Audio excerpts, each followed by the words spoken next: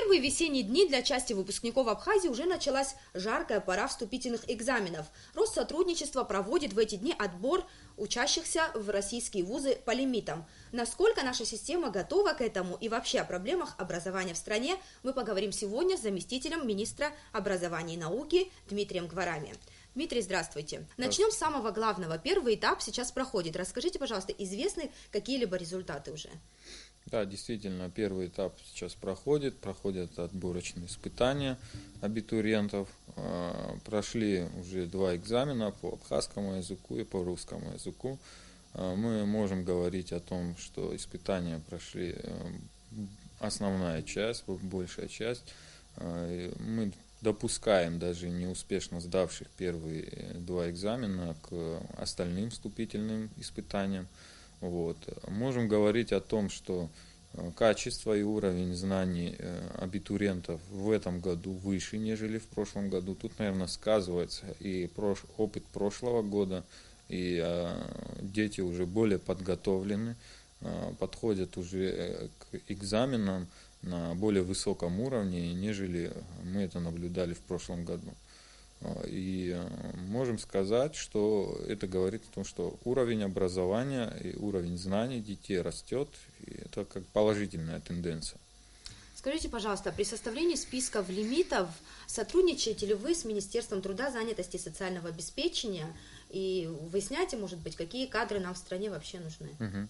Я расскажу в целом, как происходит система подачи заявки. В начале лета нам прислали письмо с просьбой сформировать квоту и заявку по потребностям на следующий год. Нам Министерство образования и науки. Мы разослали письма всем заинтересованным ведомствам и министерствам, Министерству экономики, труда и другим ведомствам, которые участвуют вообще в экономическом процессе в республике, о потребностях в той или иной сфере деятельности. В том числе подобное письмо было направлено в Абхазский государственный университет.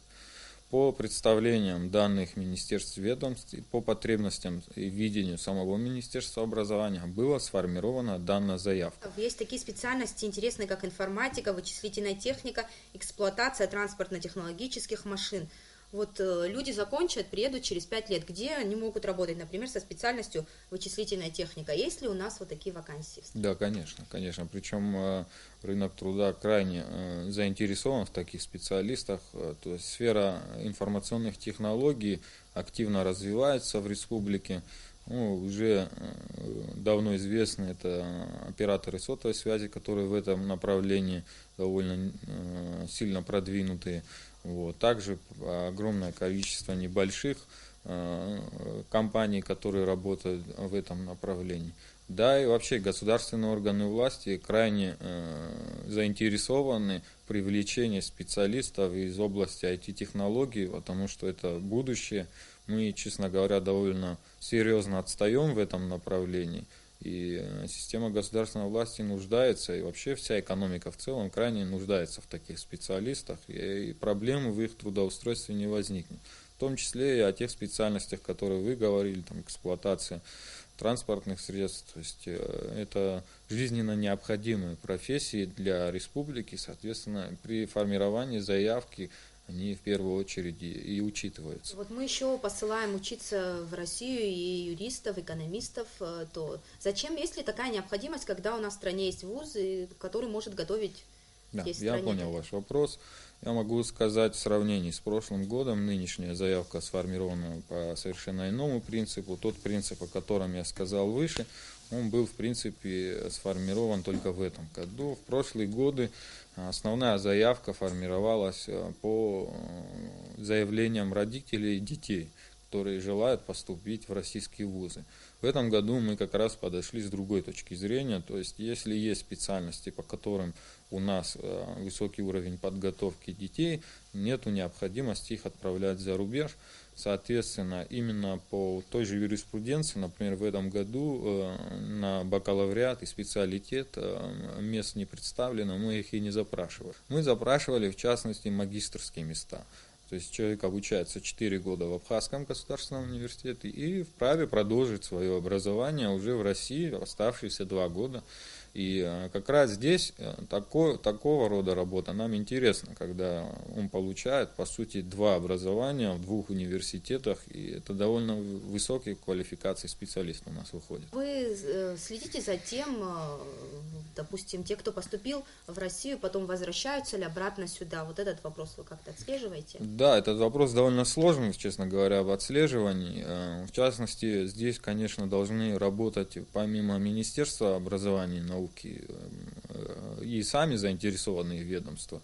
Вот я могу сказать о неплохой работе Государственного таможенного комитета, который уже на протяжении многих лет ведет своих студентов, и они знают об их успеваемости, они готовят для них уже заранее места, куда те приезжают в дальнейшее работать. То есть ведомство каждое, которое заинтересовано в том или ином специалисте, оно, конечно, должно отслеживать движение своего студента. В этом направлении сейчас активно работает, например, наше республиканское унитарное предприятие Черноморэнерго. Они заинтересованы в специалистах. И я думаю, они будут и отслеживать и успешность, и успеваемость своих студентов, поступивших в этом году по направлению энергетика. Вот. И тут, конечно, сил одного Министерства образования недостаточно.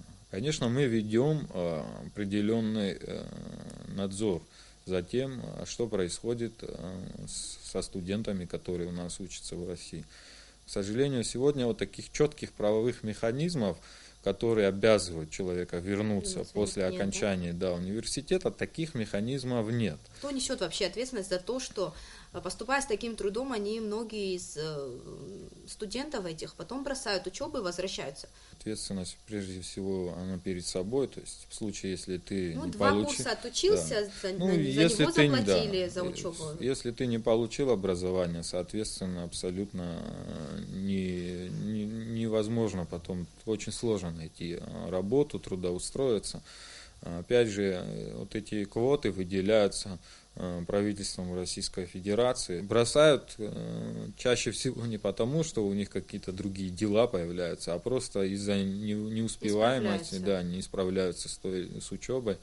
Но по нашим оценкам довольно высокий процент наших абитуриентов оканчивают вузы, в которые они поступают. В Южном федеральном университете Российской Федерации, одном из самых крупных университетов страны, работает наш соотечественник Николай Трапш, и там обучается большое количество студентов из Абхазии. И мы связались с ним через интернет по скайпу, и вот что он думает о качестве вообще школьного образования в Абхазии. Я предлагаю вам послушать его комментарий.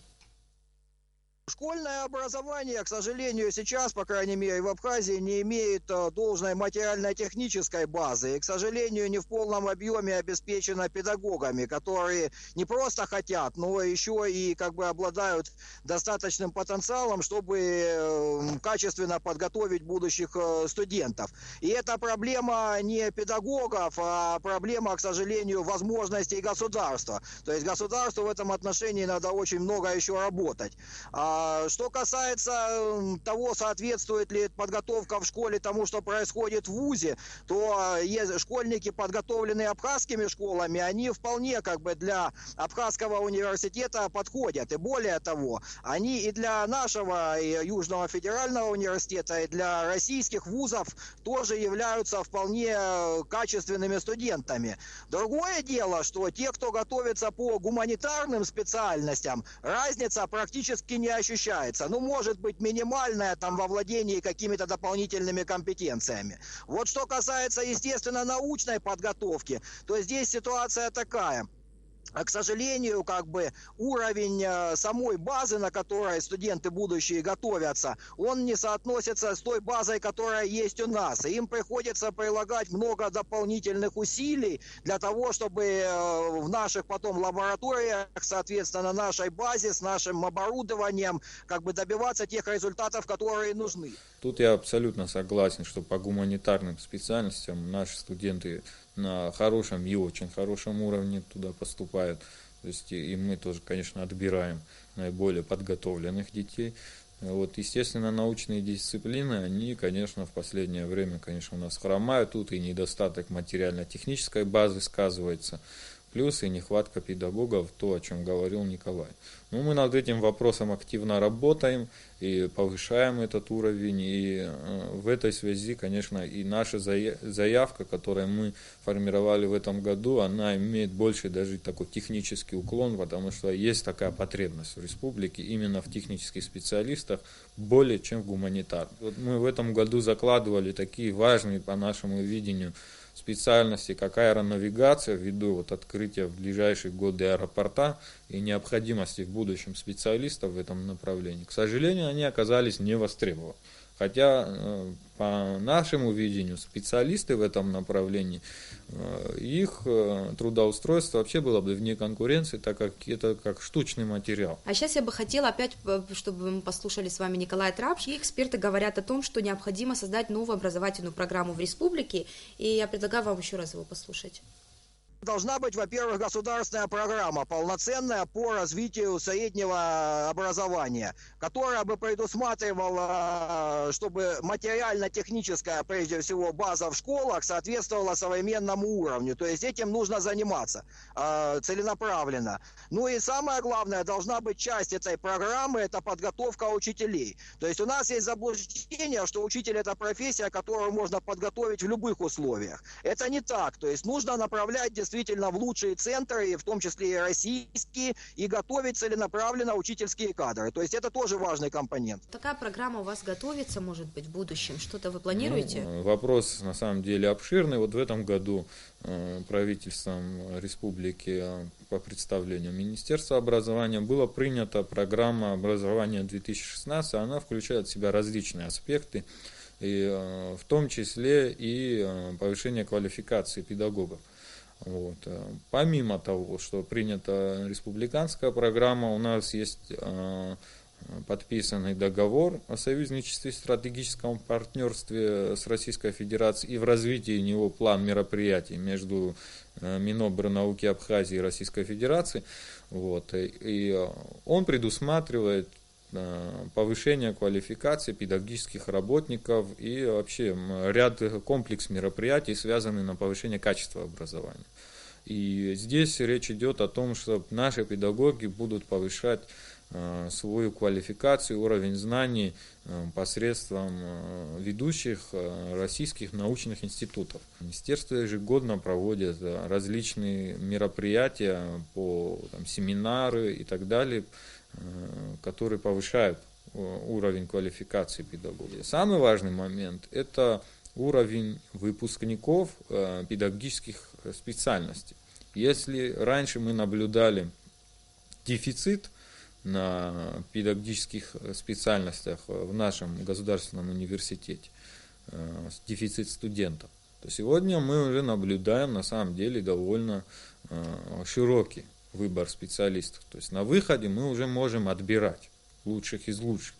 Тогда как раньше мы брали практически всех из-за определенной нехватки педагогов в наших школах. В каждой передаче мы проводим небольшой опрос. И тему, которую мы заявили сегодня в программе, мы сказали людям, и вот какой вопрос их волнует больше всего. Сейчас предлагаю его просмотреть. Желание такое, чтобы дети, которые учатся за пределами нашего государства, чтобы возвращались сюда вот так.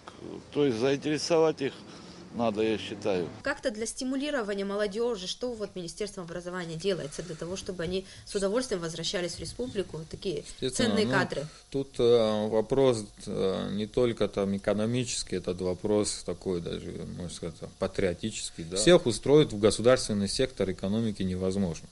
Поэтому есть рыночная экономика, где есть коммерческие предприятия, куда человек может трудоустроиться.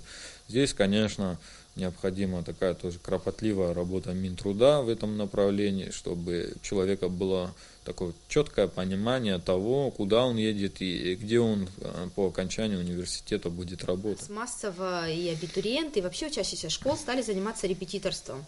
Как вы думаете, в чем проблема? Существует какой-то недостаток в системе школьного образования? Репетиторство, то, о чем вы говорите, это такая лакмусовая бумажка. для нас, которая говорит о том, эффективна ли система образования или нет. Ну, многие, не будем скрывать, это педагоги грешат в этом направлении и некую такую коммерческую деятельность в этом направлении тоже развили.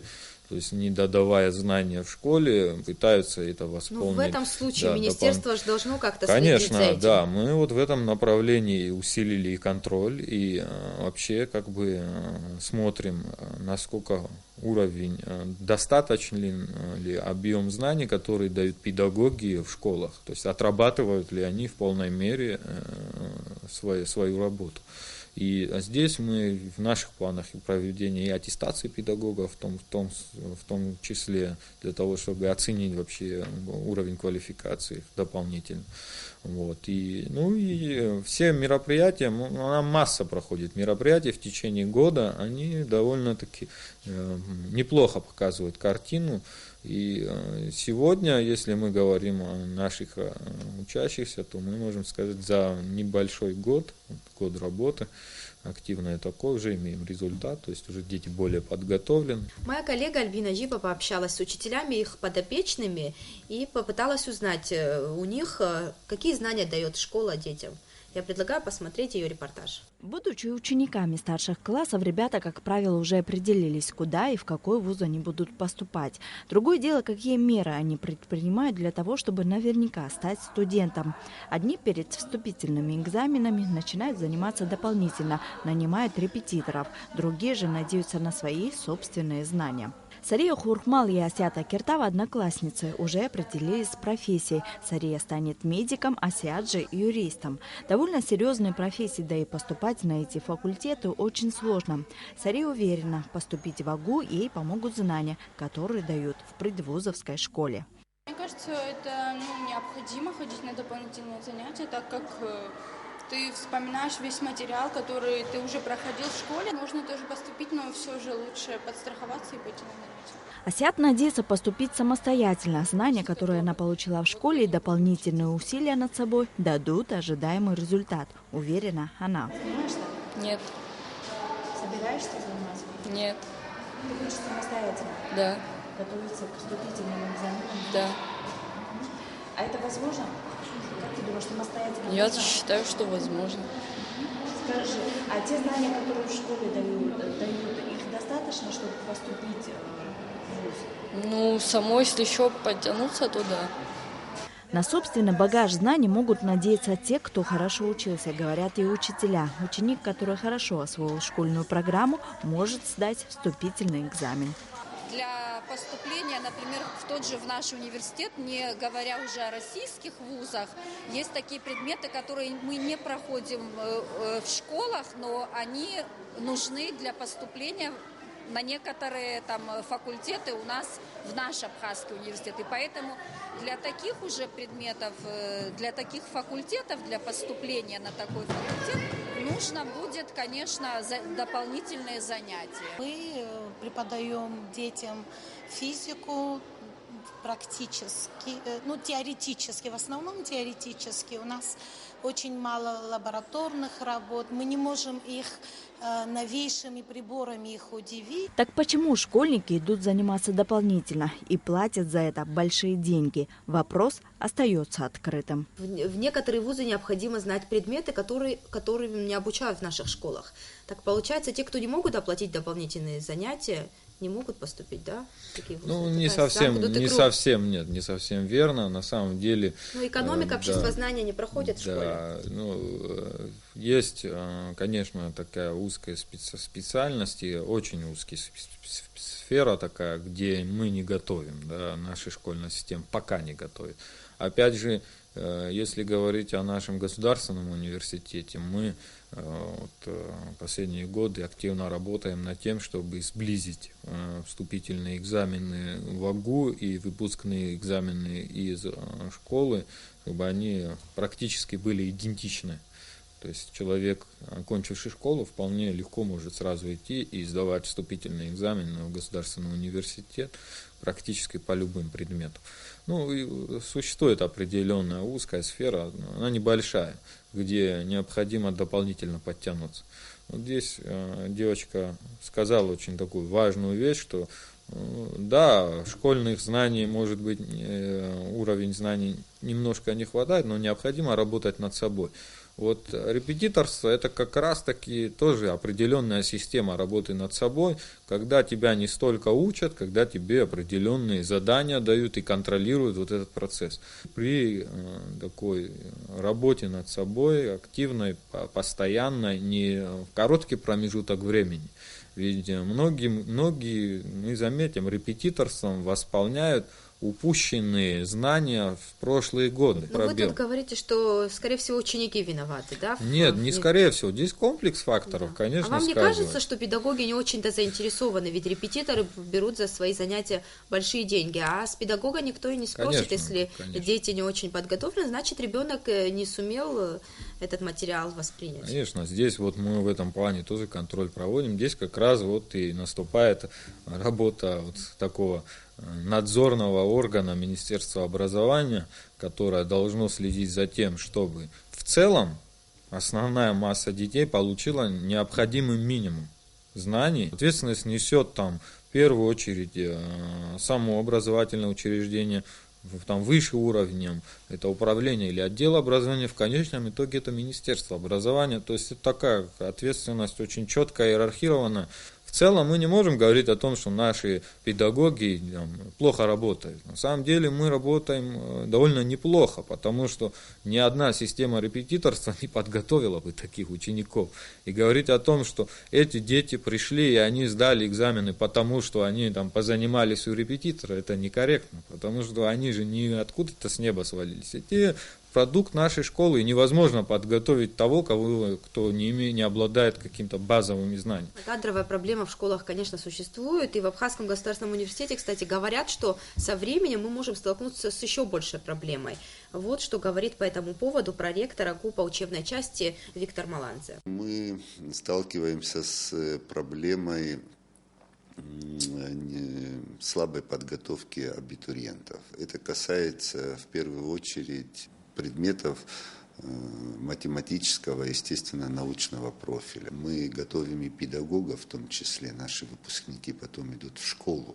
Как сделать так, чтобы уровень выпускников школ соответствовал минимальному уровню. Необходимо кардинально менять ситуацию в самих школах. Но есть и вещи, которые мы можем решить здесь, у себя, да, поднятие уровня преподавания и уровня требований в школе, введение новых методик, включая интерактивные методики. Надо возвращаться, на мой взгляд, обязательно возвращаться в школах к кабинетной системе, создавать лабораторную школьную базу. Эти абитуриенты в будущем могут становятся педагогами в школах. В принципе, в целом согласен со всем, что он говорит. Тут, понимаете, такой замкнутый круг получается. Прервать его можно очень простым способом, когда мы начнем не всех подряд пускать работать педагогами в школы, а отбирать лучших учеников, лучших выпускников. Отбор, мы понимаем, что в школы не особо охотно идут люди работать. Вы знаете, это, может быть, было на последние годы, но сейчас ситуация меняется. Честно говоря, вот последние соглашения, которые мы подписали, они тоже предполагают под собой повышение заработной платы, в том числе. И, честно говоря, тут и не столько даже материальный вопрос я наблюдаю, да, это важный аспект, но это больше даже такой социально-психологический такой момент, потому что профессия учителя, профессия педагога – это такое некое такое призвание, это мы должны, вот задачи, одной из важнейших задач министерства – это поднятие престижа этой профессии. Мы как-то вот проводили с нашими коллегами, с международными организациями исследования среди учащихся о том, что наиболее важным фактором считают сами ученики для своего успешного обучения. Вы не поверите, 80% учащихся ответили, что это хороший учитель. Я, кстати, тоже так думаю. То есть сами дети не говорят о том, что им необходим какой-то дополнительный инструментарий, мне не хватает там какого-то там линейки, ручки или пасты. Они говорят, нам нужен хороший учитель. И вот хороший учитель на самом деле это залог качественного, успешного образования. Спасибо, Дмитрий, у меня на этом все. А нашим телезрителям я напоминаю, что мы говорили о проблемах системы образования в республике. С вами была Нала Мукба. До следующей пятницы.